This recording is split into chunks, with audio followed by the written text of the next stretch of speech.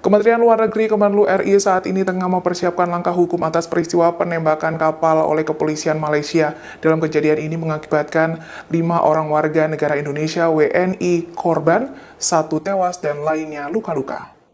Dikutip dari Kompas.com, Kemenlu mengatakan saat ini pihaknya memerintahkan Kedutaan Besar RI KBRI di Kuala Lumpur untuk mengumpulkan informasi terkait dugaan penggunaan kekuatan berlebih dalam peristiwa ini.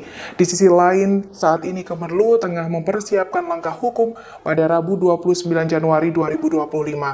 Selain itu, Kemenlu RI juga meminta otoritas Malaysia melakukan penyelidikan menyeluruh atas peristiwa penembakan ini. Sementara itu, Kemenlu menjelaskan mengenai 1 WNI yang meninggal dunia, Basri, jenazahnya telah dipulangkan ke Riau pada Rabu 29 Januari.